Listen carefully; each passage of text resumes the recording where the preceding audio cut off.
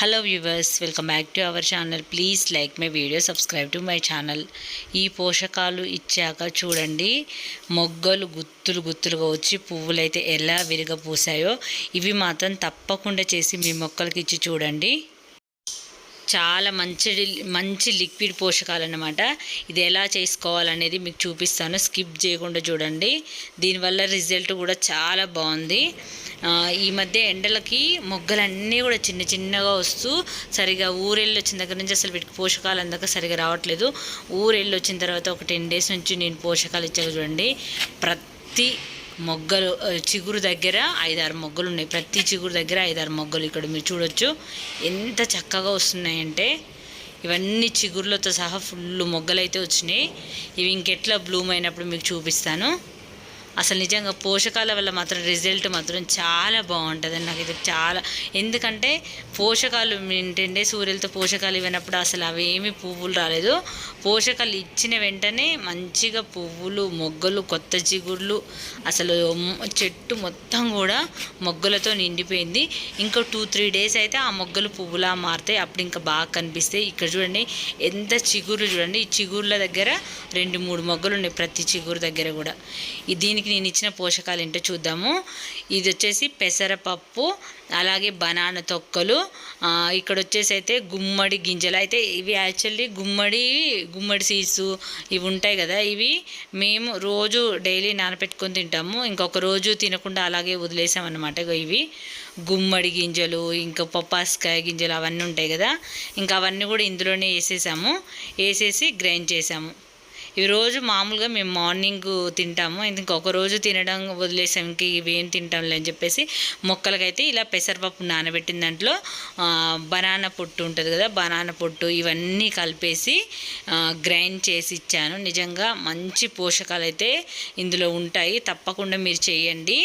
మంచిగా వెజిటేబుల్ మొక్కకు కానీ, పళ్ళ మొక్కలకు కానీ, మల్లెపూల మొక్కలకు కానీ, కనకాంబరాలకు కానీ, గులాబీలకు కానీ, ఇంకా మందారాలకు కానీ అన్ని మొక్కలకు ఇవ్వచ్చు. చాలా బాగా పనిచేస్తుంది. ఒక్కసారి ట్రై చేసి చూడండి. ఇలా మిక్సీ పట్టుకున్న తర్వాత ఇది తీసుకొచ్చి ఇందులో వాటర్లో కలిపేసి ఇంకా మొక్కలకి నేను ఇస్తూ నల్ల తిప్పేసి ఇంకా మొక్కలకి ఎన్ని కావాలో అన్ని వాటర్ అయితే ఇచ్చేసాను. ఇంకెంత రేషన్ అని ఏమీ లేదు. ఈ బకెట్లో కలిపేసి నల్ల ఆన్ చేసి ఉంచాను. మొక్కలకు సరిపోయేంత వరకు ఇస్తూనే ఉన్నాను. అలా ఇచ్చేసానమాట. ఎందుకంటే నిమ్మ మొక్క కానీ, ఇప్పుడు దొండ మొక్క అవి కూడా క్రాప్ దశలో ఉన్నాయి. దోస మొక్కలు ఇవన్నీ ఉన్నాయి. పూల మొక్కలు ఇప్పుడు గులాబీలు మీరు చూసారు కదా మొగ్గ దశలో. ఇలా ఇస్తున్నప్పుడు మొగ్గలు అయితే చక్కగా వచ్చినాయి. మీరు కూడా తప్పకుండా ట్రై చేయండి. మీ ఇంట్లో అంటే పెసరపప్పు అయితే ఖచ్చితంగా ఇంట్లో అందరికి ఉంటుంది. బనానా తొక్కలు కూడా మనందరం తిని పడేస్తూ ఉంటాం కదా, అలాంటివన్నీ కూడా ఇట్లా గ్రైండ్ చేసి మంచిగా మొక్కలకి ఇచ్చి చూడండి. సింపుల్ మెథడ్లో చాలా బాగా మంచి పోషకాలు అయితే అందుతాయి వీటికి. ఇంకా అన్ని మొక్కలకు ఇలా ఇస్తూ వెళ్ళాను. ఇది చూడండి, మొన్న 2-3 రోజులు వర్షం పడ్డది కదా అని ఇవ్వకుండా ఉంటే ఇక్కడ చూడండి మిర్చి మొక్క ఇలా వాడిపోయినట్టయింది. ఈ మధ్య కొంచెం అప్పుడప్పుడు వర్షాలు పడుతున్నాయి. ఇంకా దోస మొక్క దాంట్లోనే మల్లె మొక్క కూడా ఉంది. ఇంకా ఇక్కడ చూడండి మొత్తం పుదీనా, కరివేపాకు చూడండి ఎంత గ్రీనరీగా చాలా బాగుంది. ఎండాకాలంలో మొక్కలు కొంచెం నిర్గాతపోయినట్టే ఉంటుంది. మనం పోషకాలు ఇచ్చి అప్పుడప్పుడు వర్షాలు పడుతుంటే మళ్ళీ మొక్కలు అనేది తాజాగా ఉంటాయి. అస్సలు వర్షాలు పడకుండా ఉండి మనం ఎన్ని ఇచ్చినా కూడా కొంచెం డల్గానే ఉంటాయి. అప్పుడప్పుడు ఇట్లా వర్షాలు వచ్చినప్పుడు మొక్కలు మనం ఎన్ని వాటర్ పోసినా చూడండి, ఒక్కసారి వర్షం పడితే మాత్రం అవి మాత్రం చేంజ్ అయిపోతాయి. మొత్తం గ్రీనరీగా వచ్చేస్తాయి మొత్తం కూడా. వర్షానికి అంత పవర్ ఉంటుంది మొక్కలకు. వెదర్ చేంజ్ అయితే చాలు మొక్కలు చాలా తాజాగా చాలా బాగా కనిపిస్తాయి. కానీ మొక్కలు కనిపిస్తాయి కానీ వాటికి పువ్వులు కాయలు కాయాలంటే ఖచ్చితంగా పోషకాలు మాత్రం చాలా ఇంపార్టెంట్. ఖచ్చితంగా చేసుకోవాలి ఫ్రెండ్స్. మనము గార్డెనింగ్ స్టార్ట్ చేసామంటే ఖచ్చితంగా పోషకాలు అనేది చేసుకుంటేనే మనకు మనం పువ్వులు కావాలనుకుంటే ఖచ్చితంగా పోషకాలు అయితే చేయాల్సిందే. అలా ఎంటీ వాటర్ ఇస్తేనైతే ఏం ప్రయోజనం ఉండదు. ఇలా మొక్కలన్నీ కూడా గుత్తులుగా పువ్వులు అయితే చాలా బాగా వచ్చినాయి. మళ్ళీ ఈ పువ్వులు పూసే మళ్ళీ మేము ఒక వారం ఊరెళ్ళాలనుకుంటున్నాం. ఈ పువ్వులు పూసేంత వరకు మళ్ళీ చూడను అనిపిస్తుంది. ఊరెళ్ళేసరికి మొత్తం పూసి ఎండిపోతాయి అనుకుంటా. కనీసం వీడియోలో చూపించడానికి కూడా ఉండదు అనిపిస్తుంది. నేనైతే వెళ్ళే రోజు వరకు కూడా తీస్తాను. చూసారు కదా ఫ్రెండ్స్ ఎంత బాగా వచ్చినాయో. శంకు ఫ్లవర్స్ కూడా చాలా బాగా వస్తున్నాయి. ఇంకా ఆల్రెడీ మార్నింగ్ కోసేసాము నిన్న పూజకి, సాటర్డే రోజు ఇది. అవి ఇచ్చిన తర్వాత చూడండి, ఇంకా నేను 2-3 డేస్ తర్వాత కొన్ని హార్వెస్ట్లు అయితే తీసుకున్నాను. కరివేపాకు, పువ్వులు ఇలాంటివి ఉంటాయి కదా. కరివేపాకు అయితే ఎంత తాజాగా ఎంత బాగా కనిపిస్తుందో, మంచిగా కలరింగ్ అయితే చాలా బాగుంది కరివేపాకుది.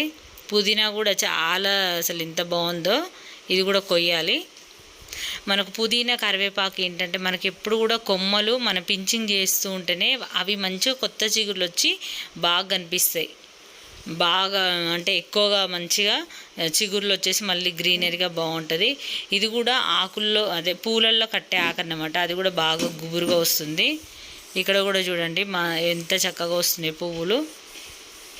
ఇవన్నీ కూడా తోటకూర కూడా చూడండి. తోటకూర అయితే ఎంత తీసేసినా వద్దన్నా వస్తూనే ఉంటుంది, అంత ఎక్కువగా ఉంటుంది.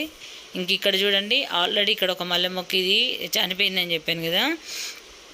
మళ్ళీ దీనికి ఇస్తున్న పోషకాలను బట్టి చూడండి చిగుర్లు ఎక్కడెక్కడి నుంచి వస్తున్నాయో. మళ్ళీ వర్షాకాలానికి ఇది పెద్దగా బ్లూమ్ అయిపోతుంది. అయితే దీనికి సపోర్టుగా ఎండ ఎక్కువ పడకుండా ఉండడానికి దోసతీగ అయితే ఎండలకు చిగుర్లు మాడిపోతాయి. అందుకే దోసతీగ కప్పేశాను. వాటికి మంచిగా ప్రొటెక్షన్గా ఉంటుంది. చూసారు కదా ఫ్రెండ్స్, ఈ వీడియో నచ్చితే తప్పకుండా లైక్ చేయండి. మీరు కూడా తప్పకుండా ట్రై చేసి మీ మొక్కలకి ఇవ్వండి. రిజల్ట్ ఎలా ఉందనేది కూడా కామెంట్లో తెలియజేయండి. ఈ ఎండాకాలం తప్పకుండా ఏదో ఒక పోషకాలు ఇచ్చినప్పుడే ఇలాంటి పువ్వులు అయితే మనం హార్వెస్ట్ తీసుకోగలం. తప్పకుండా ట్రై చేయండి. వీడియోని లైక్ చేయండి, ఛానల్ని సబ్స్క్రైబ్ చేయండి.